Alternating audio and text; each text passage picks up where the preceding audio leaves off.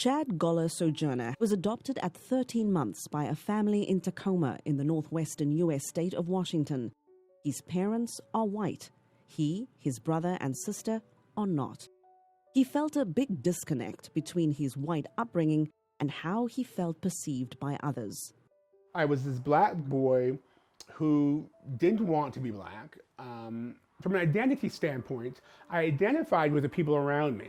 You know, with transracial adoptees, your first identification is that of your surroundings. Black people scared me.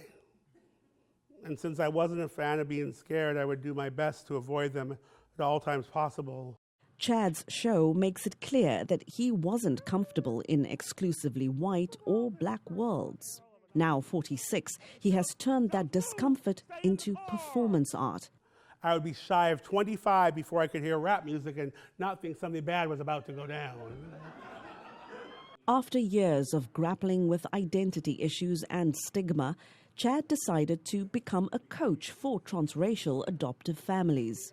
I firmly believe that as transracial parents, that they have a duty to prepare their child not just for the world they live in, but most importantly for the world that they'll age into. April and Andrew Rauch adopted 2 black children, Ophelia and Gwion, before getting pregnant with Henrique.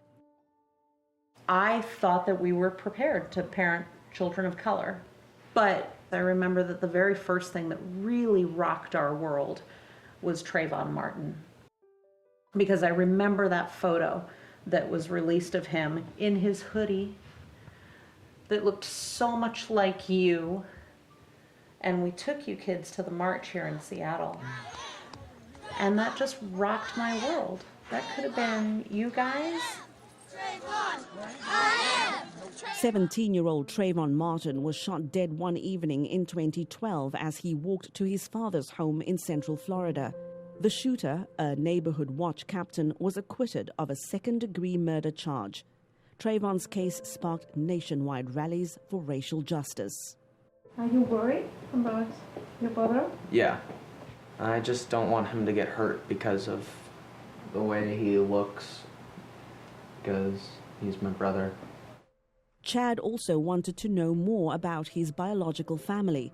A few years ago, he finally tracked down his birth mother's sister. She sent him a portfolio about his birth mom, Yolandia Maria Hurt. She was an actress and had died in 2011. It was very interesting to see for the first time at 44 somebody who looked like me, and then to end up in the same profession as she did was just crazy, you know. His birth mother's memorabilia helped Chad better understand his identity. Now, when counseling adoptive families, he emphasizes the need to preserve ties to a child's pre-adoption life. A lot of people forget that adoptees have a story before they come to you. Whatever it is, that we have our own story. And this was my story. To know that I could run my fingers over here, and although she's deceased, I'm actually touching my mother, not metaphorically, but really. And so certainly that is something beyond what I ever thought possible.